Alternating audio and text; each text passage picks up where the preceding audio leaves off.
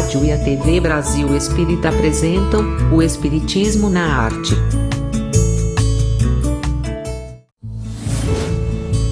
Apresentação: Leila Brandão.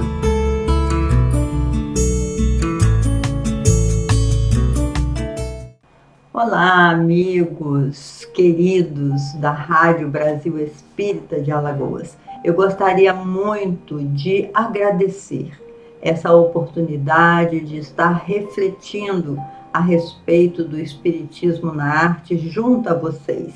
Agradeço muito a participação dos amigos que têm sugerido algumas mudanças, que até fez um banner aqui para que eu tivesse sempre a mesma paisagem de fundo, né? Que modificasse com as plantinhas. Então, nós temos amigos que estão participando do nosso trabalho. O objetivo desse trabalho não é falar de cada arte específica, porque não teríamos competência para tal, mas é para lembrar que o espírito esteta, através da mediunidade de Leon Denis, ele orientou com relação ao aprimoramento da arte, que nós poderemos transformar o nosso dom, a nossa arte, numa coisa muito bonita, numa arte muito bonita, que nós vamos chamar de arte transcendental, que nós seremos capazes, se entrarmos em sintonia com a dimensão maior da vida, nós seremos capazes de levar a nossa arte com mais beleza, com mais harmonia, com mais equilíbrio, porque quando nós nos ligamos à dimensão espiritual, nós ficamos mais inspirados. A inspiração, os espíritos jorram sobre nós outros conteúdos, né? Outras formas de nos sensibilizar.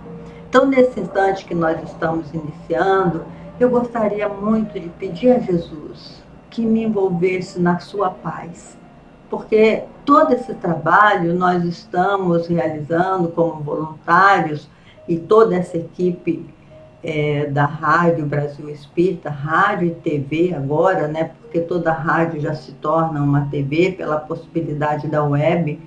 Então, eu gostaria de pedir a Jesus que nos amparasse nesse trabalho para que nós possamos ser realmente instrumentos do seu amor e da sua paz. Tenho recebido informações de ouvintes, não que entrem no chat na hora do programa, 9h30, interessante é isso. Muitas pessoas deixam para assistir depois. E muitas estão me dando depoimento que melhoraram na sua própria arte. A pintora Tereza Cristina, por exemplo, diz que se inspirou muito em Pollock quando ouviu eu falar sobre Pollock, né? E também outras pessoas me deram depoimento de que esse programa está trazendo benefícios espirituais para ela.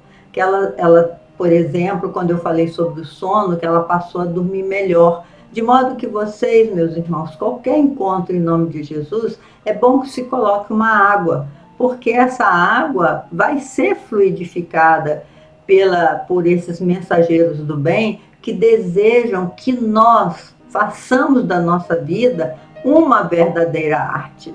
Na semana passada, nós enfatizamos o senso artístico, que diz Denis é a compreensão do belo sobre todas as formas e é também desenvolvido de vida em vida. Falamos isso, enfatizamos isso, que eu ficava assim, muito surpresa de ver que uma pessoa não sabia montar uns quadros na parede, em que lugar botar tal quadro, o tapete que vai comprar para combinar com algum sofá. Todo esse senso artístico de equilíbrio, de beleza, não é uma coisa fácil. Fácil para alguns que já fizeram essa caminhada, né, em outras vidas, mas para outro é uma coisa difícil, a harmonia, o belo. Então, todas as vezes que você tiver que tomar uma decisão, por menor que ela seja, porque parece que é menor, né, você colocar os quadros na parede, ou você achar o tapete ideal para o seu sofá, ou você achar um colar que combine com a sua roupa, um brinco, né? Há atos, atitudes, que a gente pode dizer atitudes menores, mas são importantes no nosso, na nossa convivência, porque nós somos seres sociais. Então, toda vez que você tiver em dúvida, faça uma oração, peça ajuda espiritual. É por isso que nós estamos aqui, para falar que é possível desenvolver a sensação, a sensibilidade para o ego, para o belo, para a harmonia, abrindo as comportas da nossa mente para a dimensão espiritual. Para que ocorra isso, é necessário apenas um pequeno transe, né?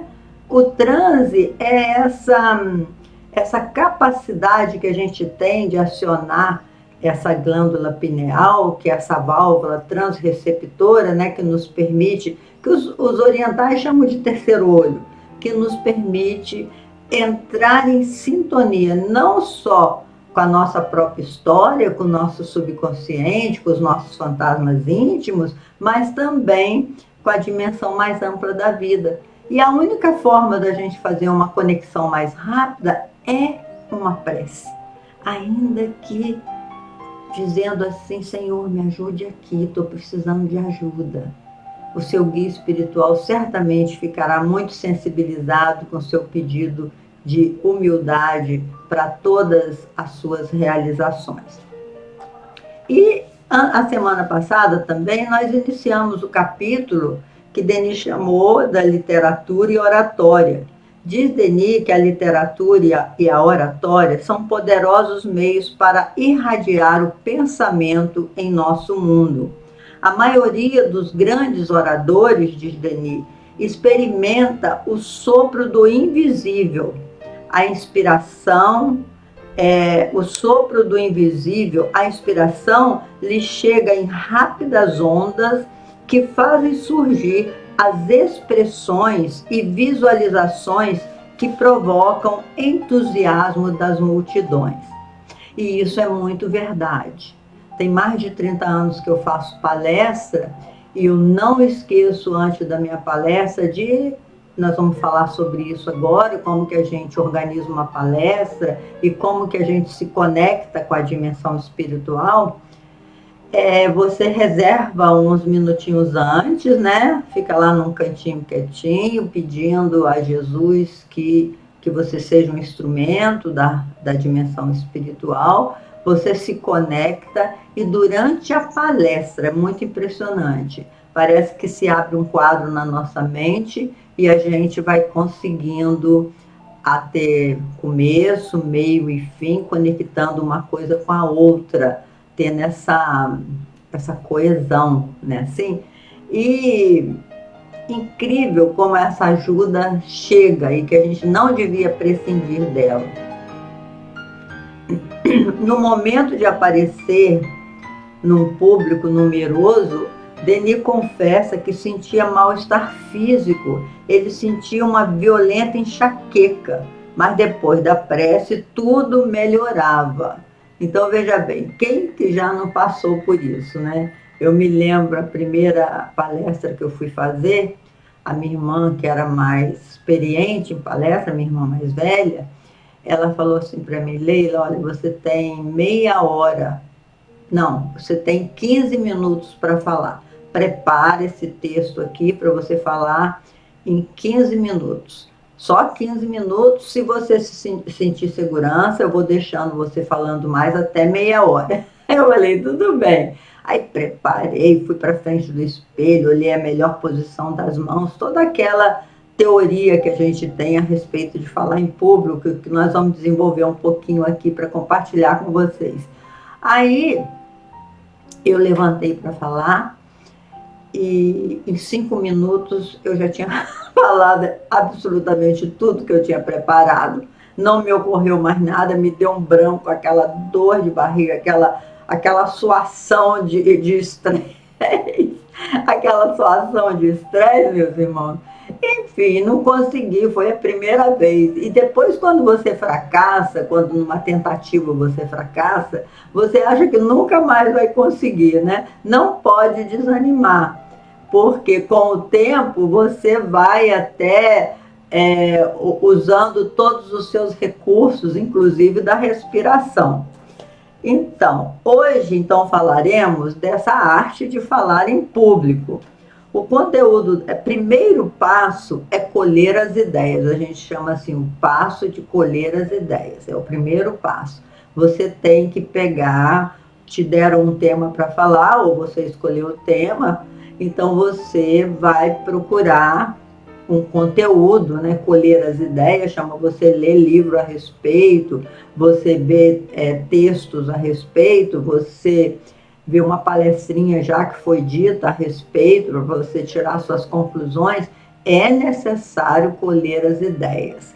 Depois que você colheu as ideias, você tem que ter certeza que aquele conteúdo que você vai usar é apropriado à plateia que vai ouvir.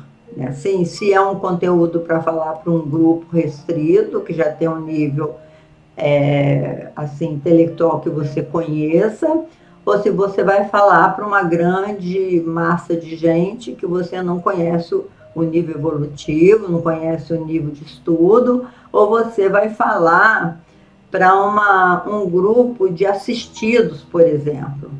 Uma certa feita, eu fui com uma amiga que ia falar para um grupo de assistidos, até para me treinar um pouco também, e a nossa amiga estava falando de forma muito linda, aí eu sentei perto de uma das irmãzinhas, aí ela falou assim, nossa, como fala bonito fulana, né? Mas eu não estou entendendo nenhuma palavra.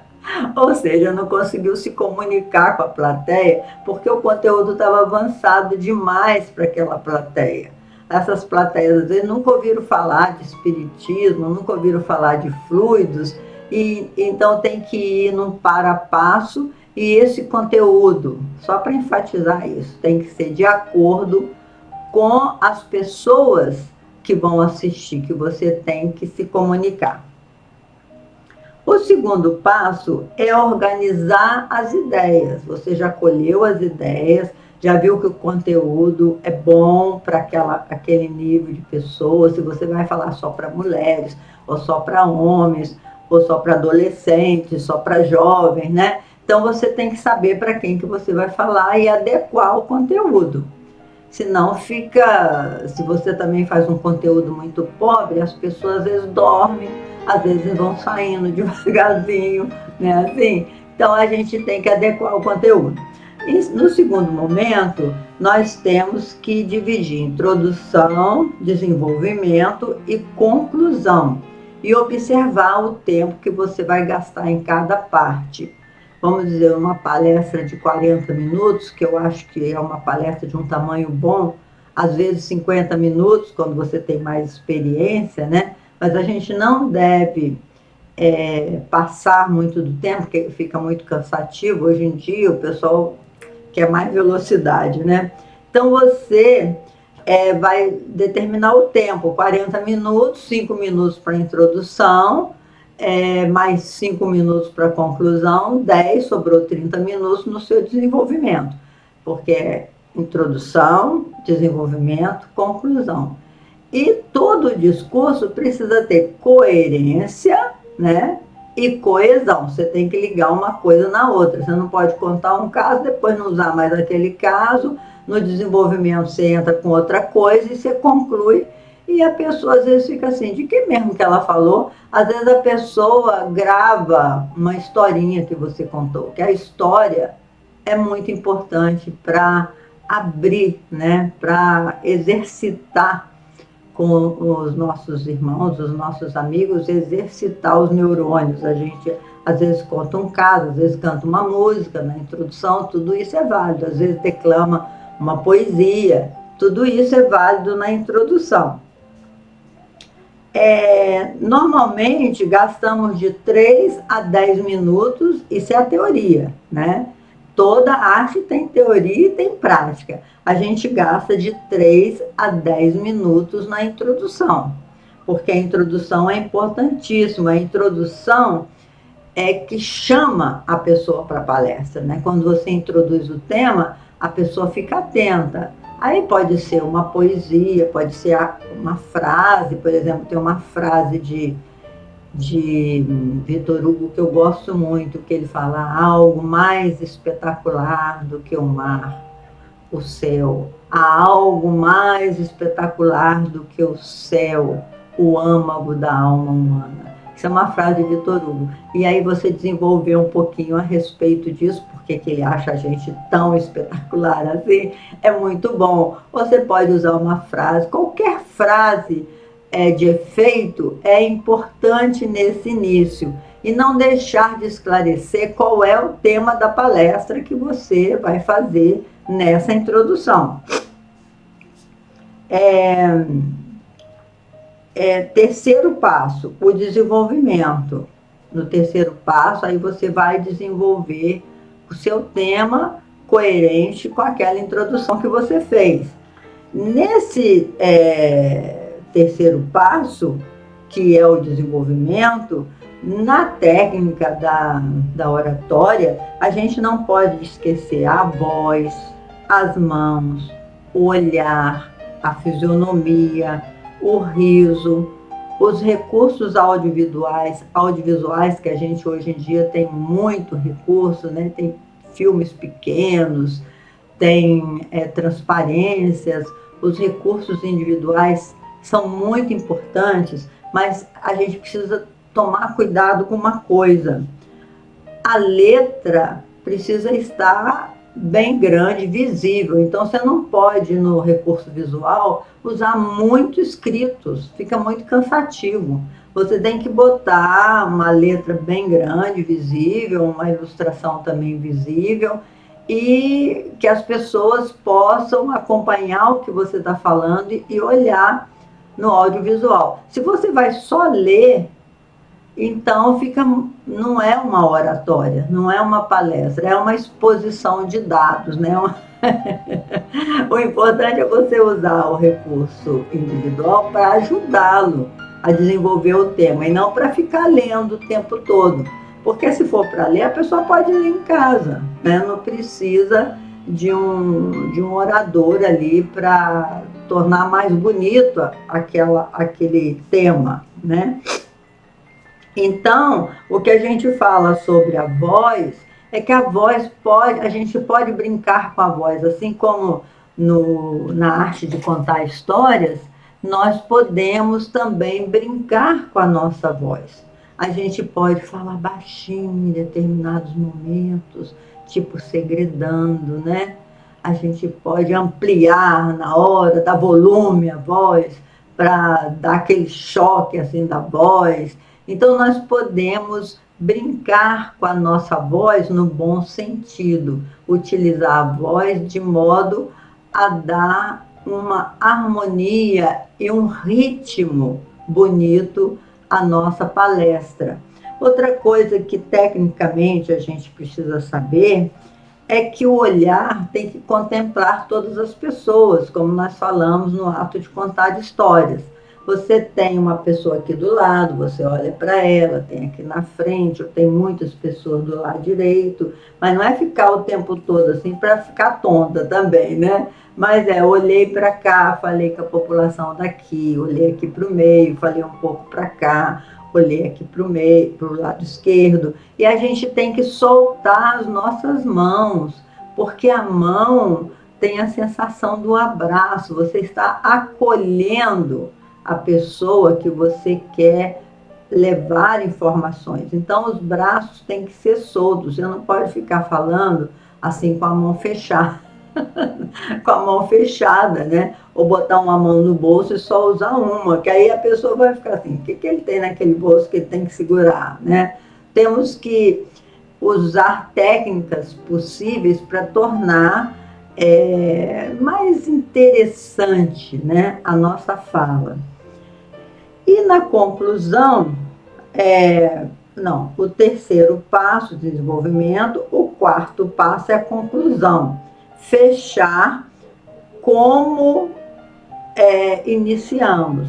Se nós iniciamos com a música, você vai fechar lembrando aquela música que foi um incentivo, lembrando aquele poema que foi um incentivo da sua palestra, lembrando aquela história, como ela finalizou e qual foi o ensinamento moral. Na conclusão, você tem que fazer assim um resumão, né? Você tem que concluir realmente o que você quis dizer, qual foi a mensagem que você quis passar.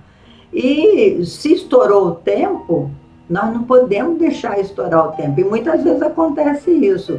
Aí você tem que fazer uma conclusão mais rápida para que a pessoa não fique assim, poxa, não vai acabar, não vai acabar a palestra, não.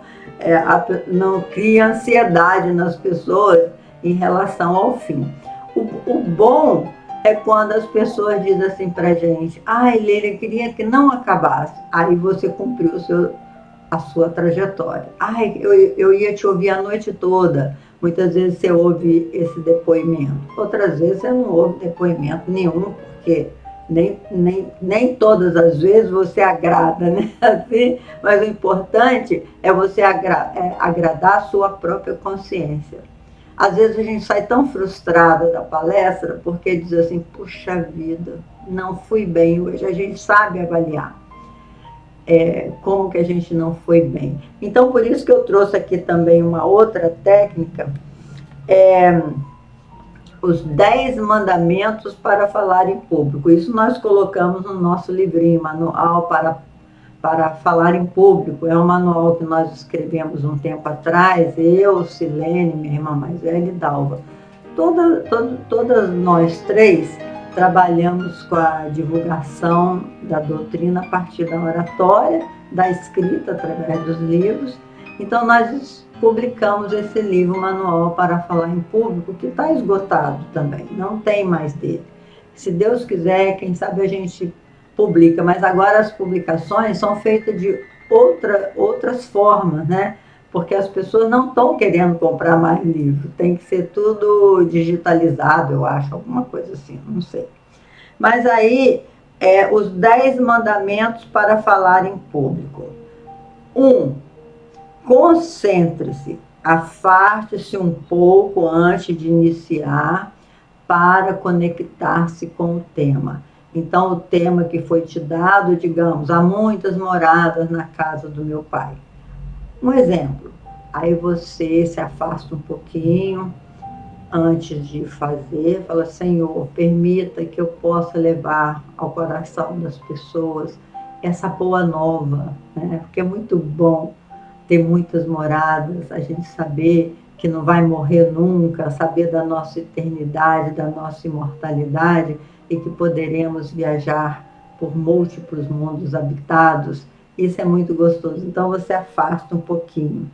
Depois, seja natural, seja você mesmo. Não queira ficar numa postura de santo, como se você já tivesse conquistado tudo aquilo que você vai falar. As nossas conquistas, né, meus amigos, são muito pequenas, a gente sabe disso, que ainda temos uma longa jornada para nos tornar melhores, e perfeição na Terra ainda não existe, né? Como disse o nosso amigo Pablo Neruda, quem pensa que nunca errou, já morreu e nem sabe.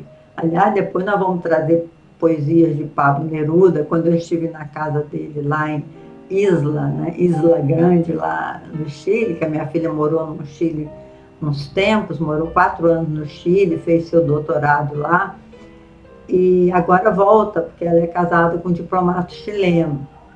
Então, a partir do ano que vem, certamente também o Chile estará na minha meta de viagem, se eu quiser ver meus netos, se a pandemia deixar também, né?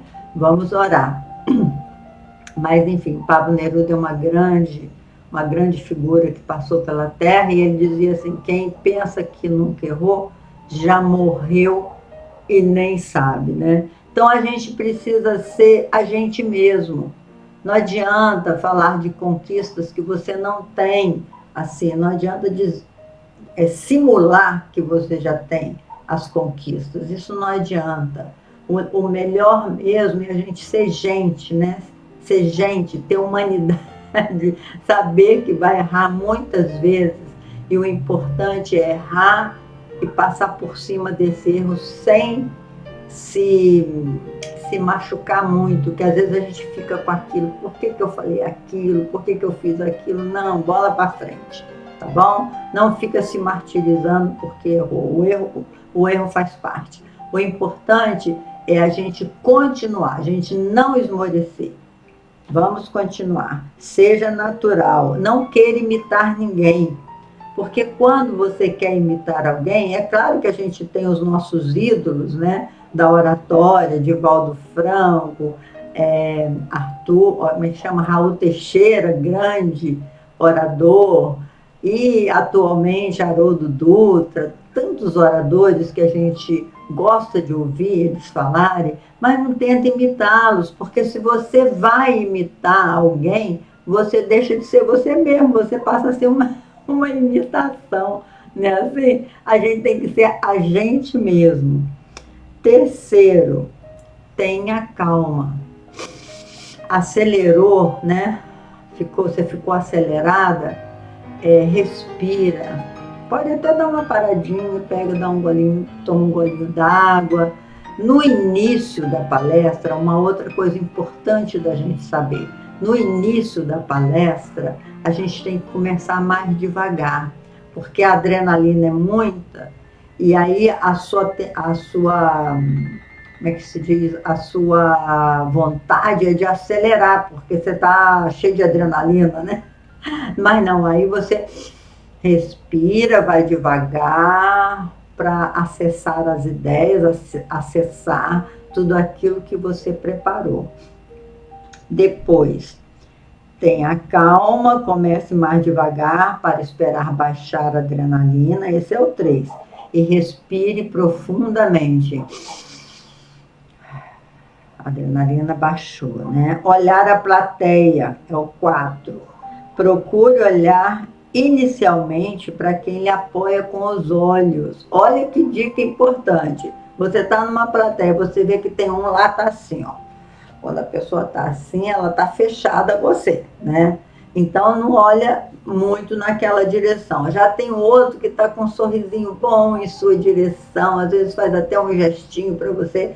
Então, começa com esse, que está com um olhar generoso em sua direção, vibrando para que você consiga, né, atingir os 40 minutos com muita sabedoria. Então, inicialmente, olhe para esse. Depois, respeite o seu roteiro. A quinta dica, se você fez um roteiro, respeite. Às vezes você está falando, aí vem na sua ideia alguma outra coisa para você falar. Se der tempo, você faça um parênteses. Mas, normalmente, é bom você, pelo menos inicialmente, né, quando você está iniciando na palestra, a obedecer o seu roteiro. Senão você corre o risco de sair, desviar da palestra, o tempo acabar, aí pronto, você não atingiu o objetivo que você queria. Às vezes eu vejo, eu mesma às vezes uso essa desculpa, né? Falo assim, mas foram os espíritos que me sugeriram isso. Não põe a culpa nos espíritos, não. Eles podem sugerir, mas quem decide é você, tá bom? Eles sugerem sim, mas você fala, não, meu amigo, agora mentalmente, né? Agora eu não posso falar isso, eu estou nesse caminho aqui, para não desviar do seu roteiro. Use uma linguagem correta e sem rebuscamento.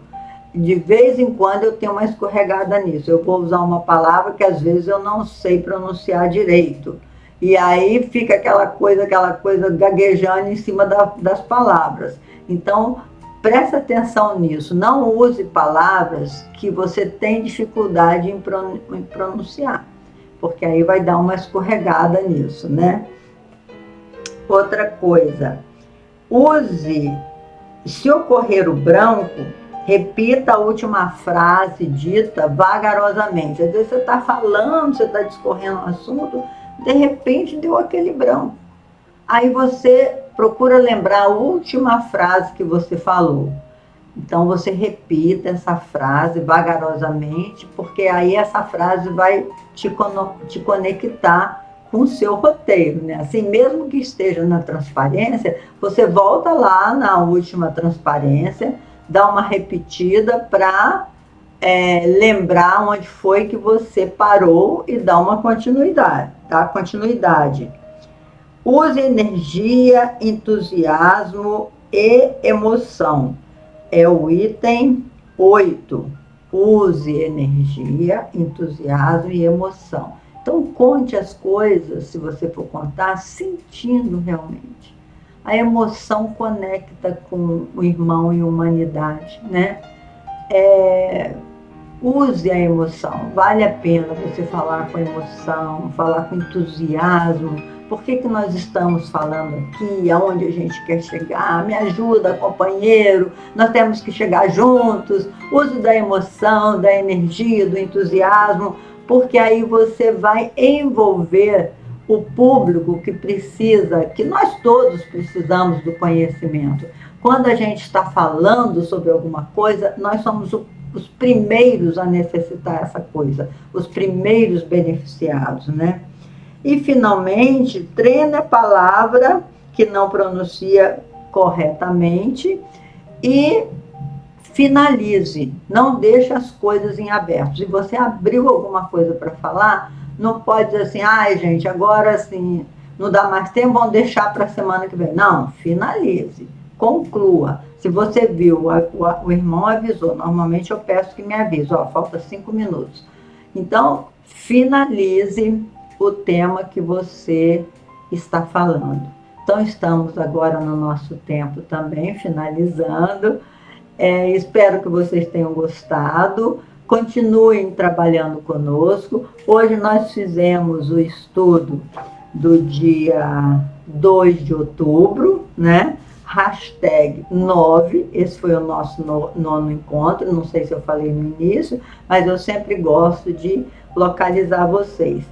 E os nossos seguidores, eles ficam reparando que o assunto tem continuidade. Muita paz para todos e que Jesus nos abençoe, hoje e sempre.